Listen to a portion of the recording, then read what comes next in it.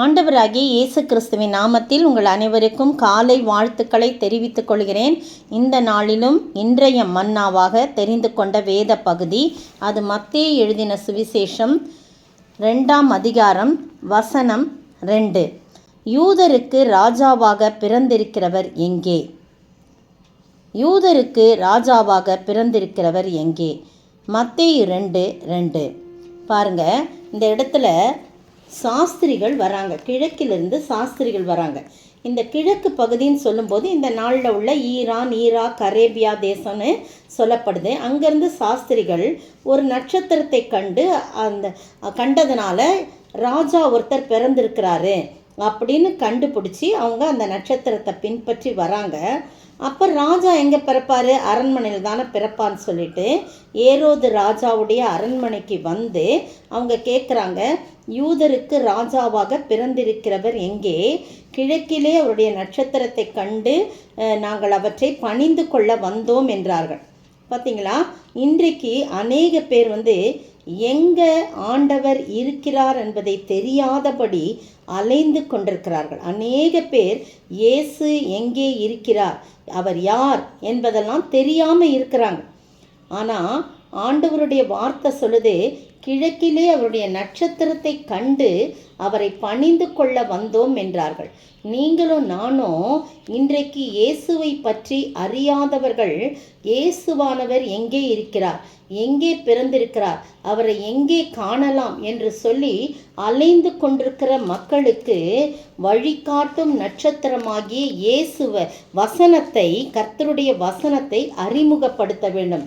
அப்படி அறிமுகப்படுத்துவோம் என்று சொன்னால் அவர்கள் சரியான பாதையிலே அவர்கள் இயேசுவை கண்டுபிடித்து கொள்வார்கள். பார்த்தீங்கன்னா, தொடர்ந்து அந்த அதிகாரத்தை நீங்கள் வாசித்து பாருங்கள். அந்த நட்சத்திரத்தை கண்டு அவங்க ராஜா அரண்மனையில் தான் பிறப்பாங்கன்னு சொல்லி ராஜாட்டே கேட்குறாங்க. ஆனால் ஏரோது ராஜாவுக்கு அதை பற்றி தெரியல. எல்லாரும் கலங்குறாங்க, அந்த நகரத்தார் அனைவரும் கலங்குறாங்க. அப்போ அங்கே உள்ளவங்களெல்லாம் இப்போ எல்லாரையும் கூடி வர செய்கிறாரு. வேதப்பாரர்கள் எல்லாரையும் கூடி வர செய்து, பிரதான ஆசிரியர் ஜனத்தின் வேதப்பாரெல்லாம் கூடி வர செய்து, கிறிஸ்துவானவர் எங்கே, ஏன்னா முன்னாடியே தீர்க்க தரிசனம்லாம் உரைக்கப்பட்டுடுச்சு.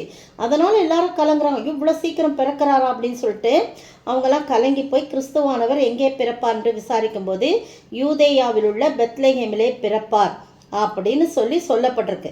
அப்போது உடனே சாஸ்திரிகள் அந்த நட்சத்திர காலத்தின் அந்த காலத்தெல்லாம் குறித்து அவர்கள் திட்டமாய் விசாரித்து அவங்க பார்க்குறாங்க, வெளியில் அந்த நட்சத்திரம் அப்படியே நின்று கொண்டிருக்கிறது.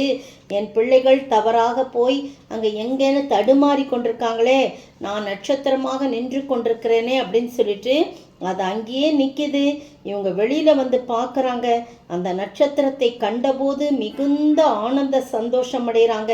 அந்த நட்சத்திரம் பிள்ளை இருந்த ஸ்தலம் வரைக்கும் கொண்டு போய் அவர்களை வழி நடத்தும் நட்சத்திரமாக காணப்பட்ட இந்த அருமையான வேளையிலே அநேக பேர் இன்றைக்கு இயேசு எங்கே இருக்கிறார், இயேசு என்றால் யார், இயேசுவை ஏன் பணிந்து கொள்ள வேண்டும், இயேசு எப்படிப்பட்டவர் என்று அறியாமல் தெரியாமல் தேடிக்கொண்டிருக்கிறார்கள்.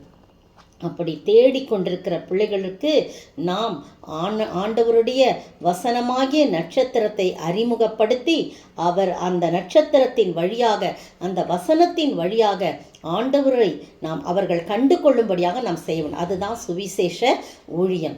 இயேசு எங்கே இருக்கிறார் என்பதை நாம் காட்ட வேண்டும். சமாரிய பெண்ணுடைய வாழ்க்கையிலே பார்க்கும்போது 4ஆம் அதிகாரம் யோவான் எழுதின சுவிசேஷத்தில் 4ஆம் அதிகாரத்தில் நீங்கள் பார்த்தீங்கன்னா இயேசுவை அவள் கண்டு கொள்கிறாள், மேசியா என்பதை அவள் கண்டு கொள்கிறாள்.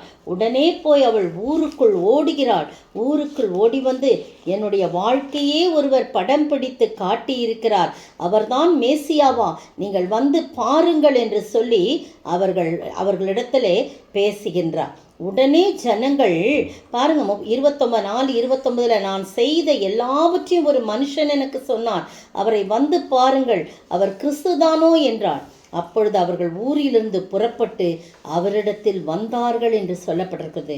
நீங்களும் நானும் ஆண்டவருடைய சமூகத்தில் அவர் நட்சத்திரமாகிய வசனத்தை எங்கே என்று கேட்டு அலைந்து கொண்டிருக்கிற மக்கள் மத்தியிலே நாம் அவரை அறிமுகப்படுத்தி, இங்கே இருக்கிறார் இயேசு நம் மத்தியில் இருக்கிறார், இயேசு நம் மத்தியில் கடந்து வந்திருக்கிறார் என்று சொல்லி அவரை நோக்கி அவரிடத்திலே சரியான பாதையிலே நாம் வழிகாட்டும் போது கர்த்தர் நிச்சயமாய் சந்தோஷப்படுவார். நாமும் கூட ஆனந்த மகிழ்ச்சி அடைய ஆண்டவர் தாமே கிருபை செய்வாராக. ஆமென். ஆத்துமரட்சி பிழந்தவர் ஆயிரம் ஆயிரமாய் அன்றாடம் இந்த மண்ணடியில் அழிந்து சாகின்றாரே. பாவம் பெருகுதே பாரும் பரநேசுவே, அழியும் மனுக்குலம் அதையும் ரட்சிப்பீரே. அழியும் மனுக்குலம் அதையும் ரட்சிப்பீரே. ஆண்டவரே, துதிக்கிற ராஜா, வாழ்த்துகிற வணங்கிறப்பா.